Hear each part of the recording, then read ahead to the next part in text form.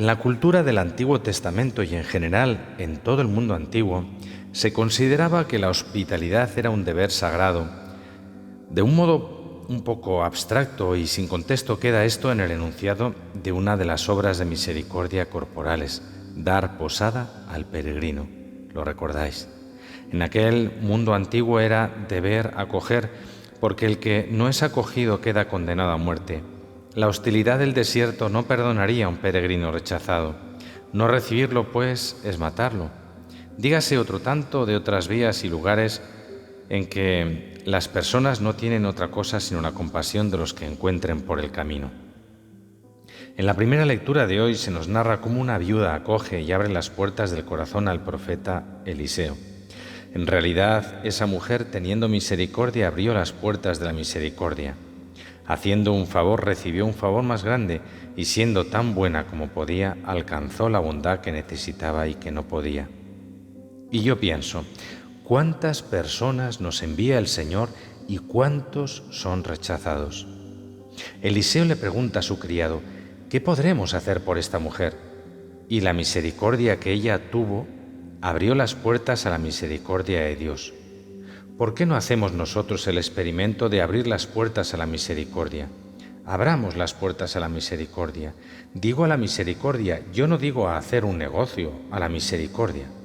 Hagamos la prueba de orar por nuestros enemigos si los tenemos, de pedir por mi enemigo. Hagamos el experimento de perdonar primero.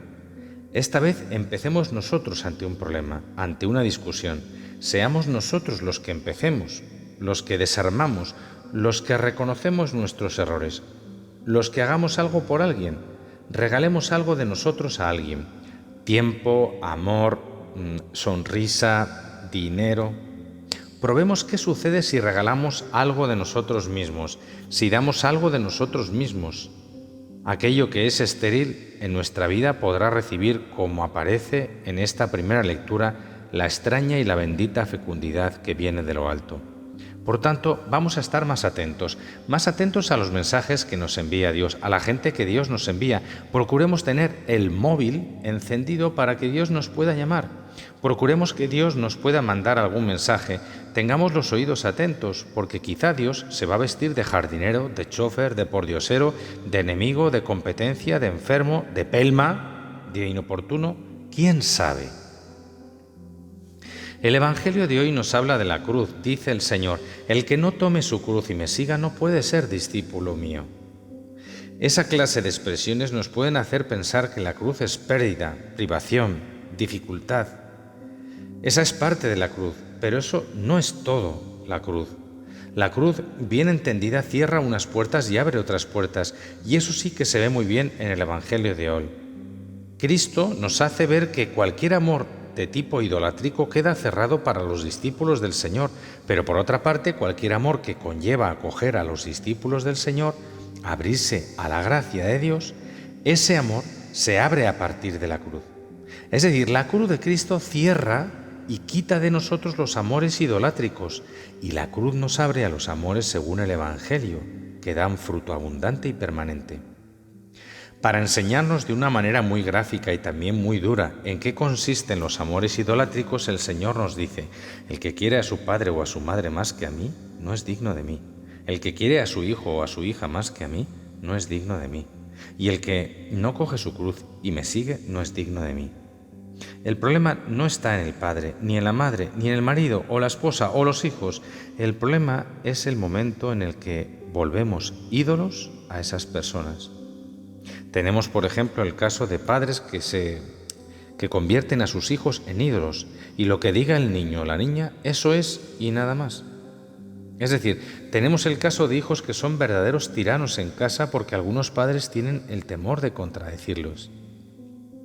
Entonces entendemos lo que Cristo nos dice. Si vamos a vivir seriamente nuestra vida cristiana, esa clase de idolatría no puede tener lugar en nuestra vida. Es necesario, pues, poner un freno a esas idolatrías, y ese freno es el que viene a traer la cruz de Cristo en nuestra vida. En segundo lugar, esa cruz que quita de nosotros esos amores idolátricos nos abre a los amores según el Evangelio. Por eso el Señor nos dice también en el pasaje de hoy, el que quiera salvar su vida la va a perder, y el que pierda su vida por mí la encontrará. El que os recibe a vosotros me recibe a mí, y el que me recibe recibe al que me ha enviado. El que recibe a un profeta porque es profeta tendrá paga de profeta, y el que recibe a un justo porque es justo tendrá paga de justo. El que dé a beber, aunque no sea más que un vaso de agua fresca a uno de estos pobrecillos, solo porque es mi discípulo, no perderá su paga, os lo aseguro. Es decir, que el amor del Evangelio hace que abramos nuestro corazón y nuestra casa con un amor de Evangelio. La cruz cierra lo que tiene que cerrar y la cruz abre lo que tiene que abrir. Así nos habla Cristo. ¿Y por qué? Porque nos ama, porque sabe que todo amor idolátrico al final acabará mal y porque sabe que todo amor según el Evangelio al final dará fruto abundante, fruto que permanece. ¡Feliz domingo! Amén.